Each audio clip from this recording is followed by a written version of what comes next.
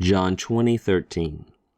Kai legusen aute ekenoi, gunai, ti klaies, lege autois hoti, eron ton kurion mu, kai uk oida pu ethikan autan. Mary Magdalene is standing outside the tomb where Jesus was buried. It's open now. She looks in. She sees two angels. And those, that is those angels, say to her, notice how we have this narrative or historical present. We're used to that with verbs of speech and motion. It's very common. And we also are used to John using demonstrative pronouns like this rather than personal pronouns. He doesn't say they, autoi, they say to her, but says those, those people, those angels.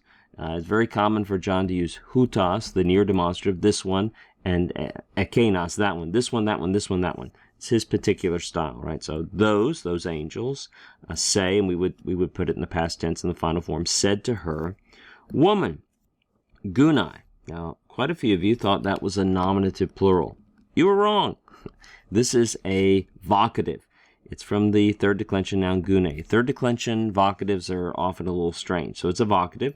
I think it's fascinating the way the vocative of gune is used in the New Testament. I'm waiting for the right student. I expect it to be a female student who writes a dissertation on the nuance of the vocative of gune and the passages it's used and its use outside the New Testament. It'd be a fascinating study. I think it has, here the nuance would be some measure of concern and tenderness. Dear lady, why are you weeping?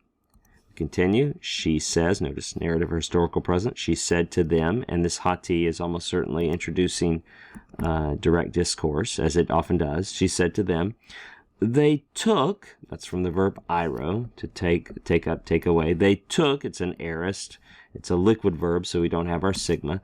They took away my Lord, and I do not know where they placed him. In other words, I don't know where they placed his body. A couple of quick things here. We're running out of time, but why does this word have two accents? Did you think about that? It's because of the enclitic here, the enclitic. So through the influence of that, we have an additional accent here on the end of the word, and it reminds us we should pronounce this as one unit, like mu is also like another syllable, kurion mu. One final thing, ethican. Whenever you see a they or a the, you know it's going to be from tithemi, Remember that me verbs often will use a kappa for their aorist. There's no reduplication here. So this is just an aorist active indicative third person plural. I was remembering as I was preparing to do this video, I had a student tell me once, she said, you had us learn tithemi as meaning put or place, but every time we encounter it, it's translated differently from that. Well, here, I do not know where they placed him. So I have at least one witness I can call to my aid as a verse where we are translating tithemi as put or place. It is true that the word has a very wide range of meaning.